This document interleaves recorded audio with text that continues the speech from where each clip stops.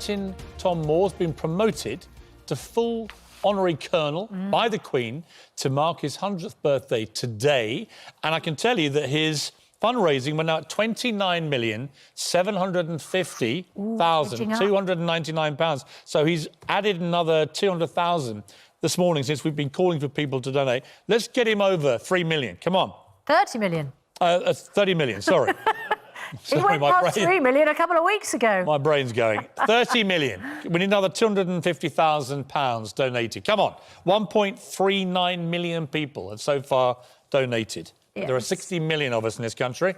So what's leaving the other 59 million of you? Come on. Let's get him over that 30 million. So much to celebrate for him this morning. He's been made the first honorary colonel of the Army Foundation College in Harrogate, which trains the next generation of soldiers. We're going to speak to the birthday boy a little bit later in the programme, but first we're joined by the head of the college, Lieutenant Colonel Richard Hall, and junior soldier Ash Greenwood. A very good morning to you both.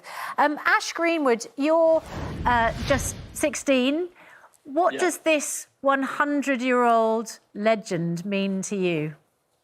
He means a lot to me, actually. He's just such an inspiration to not only me, but the entire nation.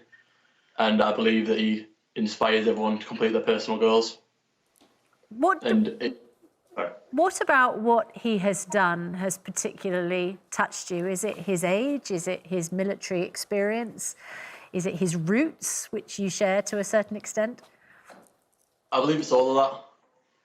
So, obviously, he's served in the Yorkshire Regiment, well, the Duke of Wellington, and I want to go into that regiment, and I just feel a personal honour into going into that regiment. And from what he's completed, I believe that maybe one day I'd be able to do something like that to help others. Brilliant. Well, Lieutenant Colonel Hall, you're in charge of the Army Foundation College there in Harrogate, which is where Captain Tom has now been made an honorary colonel. What is the significance of that promotion?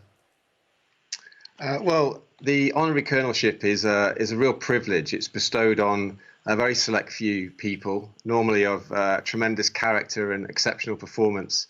And Colonel Tom really ticks both of those boxes. But it's a way of, I think, connecting our shared values. And what you see in Colonel Tom is this really gritty, no-nonsense, pragmatic approach. And you combine that with what he's done in terms of his courage, his selfless commitment.